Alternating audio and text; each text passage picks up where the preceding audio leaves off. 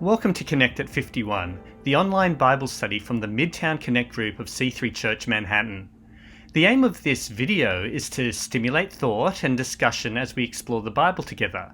So to do that, form a group, connect online, watch the video until you reach a question screen like this, and then share your answers with the group.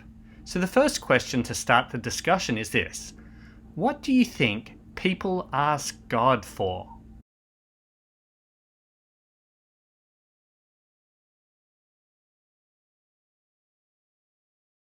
I imagine the answers would range from asking God for help, healing, justice, provision, safety, and much, much more. A common theme is that we often ask God when we are in need. However, quite often the answers are not what we expect. Today we'll be looking at what Jesus taught his disciples about prayer in a parable found in Luke chapter 11. Then Jesus said to them, "Suppose you have a friend, and you go to him at midnight and say, 'Friend, lend me 3 loaves of bread. A friend of mine on a journey has come to me and I have no food to offer him.' And suppose the one inside answers, 'Don't bother me. The door is already locked and my children are in bed. I can't give you anything.' I tell you, even though he will not get up and give you the bread because of friendship, yet because of your shameless audacity, he will surely get up and give you as much as you need." This parable is known as the parable of the importunate friend, or in other words, the persistent friend. The parable is told in the second person, which means that Jesus is putting you in the situation. So ask yourself, when have you needed something from a friend in the middle of the night, and how did they respond to your request?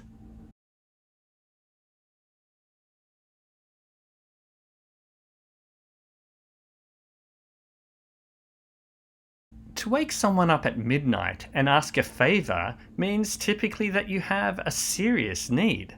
In the case of this parable, the situation is that an unexpected guest has arrived at your place and you have no food to show hospitality to them. This would be highly embarrassing in the culture of these times. So I hope that in the stories that you shared, that your friends gave you what you needed. Because the way Jesus frames this parable with the phrase, "suppose you have a friend," it's a storytelling technique designed to get a reaction from the audience. It's almost a little sarcastic, as the point he's trying to make is that of course a friend would help you out when you're in need. Jesus then continues to deliberately give an outrageous response from this friend by saying, "Suppose the one inside answers no." This certainly would have gotten a reaction from the listeners. It would be like saying, suppose you had a friend and you asked him to take you to hospital for an emergency, and they said no because their car's dirty. The way the parable is phrased is to say that no real friend would deny you when you're in need like this. And even if they did say no, proving that they weren't a real friend, you would still get what you asked for by being persistent and bold. So the next question to share with your group is this: who do you ask favors from, and what does this parable show us about the relationship we should have with God?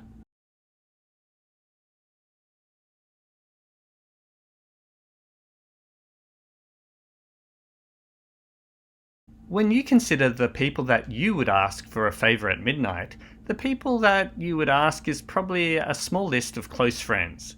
You would never dream of waking up someone you barely knew, like a powerful politician, a celebrity, or businessman out of the blue, because you'd probably be thinking of the correct protocol or the etiquette to approach them. Yet this is how some people view God. When people see God as too distant or too high and mighty, it affects their prayers. This can lead to our prayers being formulaic, ritualistic, dry, and overly polite, or even just few and far between.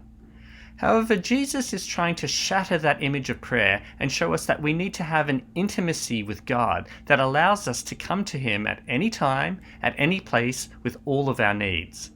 So let's read the next part of the passage and see what Jesus draws out next about prayer.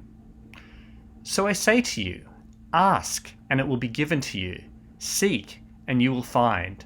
Knock, and the door will be open to you. For everyone who asks receives, the one who seeks finds, and to the one who knocks the door will be opened." What do you think is the difference between asking and seeking.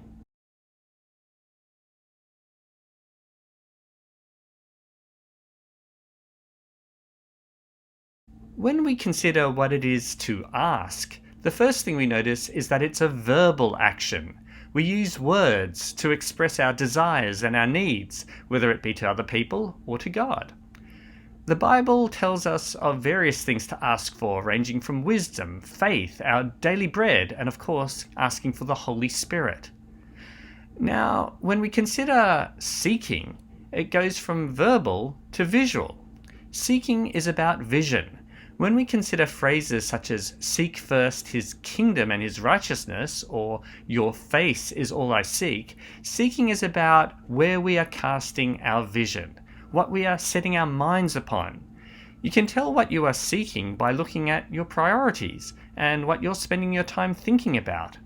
Whatever we are seeking, whatever our vision is upon, will direct where our lives will go. So now let's spend a moment to explore what is knocking and how does it relate to prayer.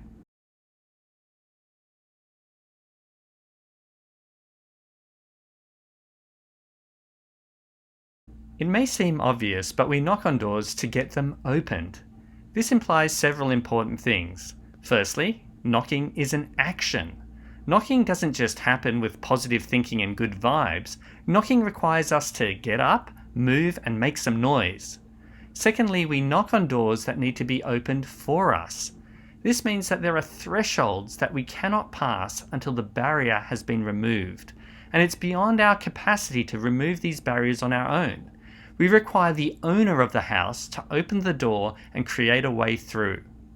So, as we connect this to praying, our prayers should lead us to action, and we are told to persist until the barrier is removed and we are shown the way forward.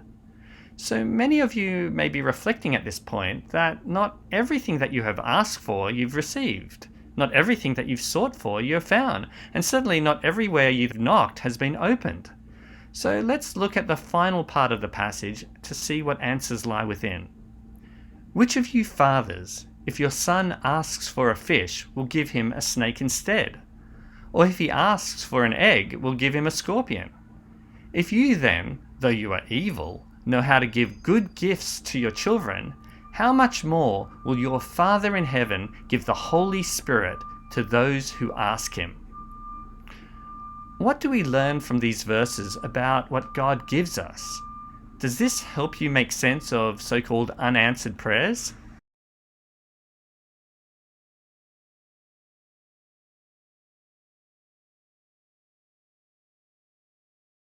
Jesus makes the emphatic point here that God gives us what is good. Furthermore, the great gift he gives us is the Holy Spirit. Once again, Jesus uses some provocative and outrageous examples to drive the point home. None of you would give a child a snake or a scorpion, so how much better will God treat you? But have you ever considered what you'd do if your child asked you for a snake or a scorpion? Would you give it to them? Of course not. In this we can take assurance that God only gives us what is good. So if we find ourselves constantly asking, seeking, and knocking without any answers, maybe we could be asking, seeking, or knocking for things that aren't necessarily good for us. This is why the critical gift that God gives us through prayer is the Holy Spirit. As we fill ourselves with His Spirit, we'll be directed on what to ask for, what to seek for, and where to knock. So now we circle back to the beginning and ask ourselves this question: why do you think God gives us gifts?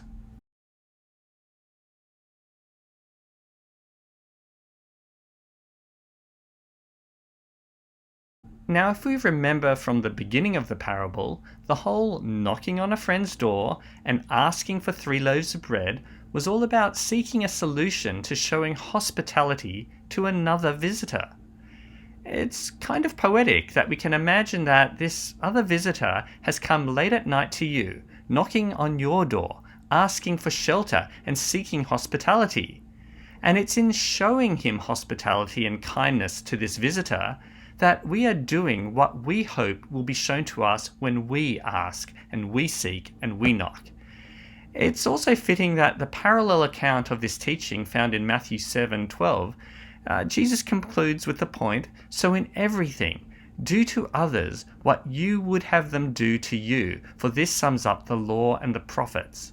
In this, we realize that the gifts God gives us are not primarily for ourselves. We are given good gifts and the Holy Spirit for the benefit of others so that they will be blessed. So the final question to share is this: how much of what we ask, seek, and knock is for others?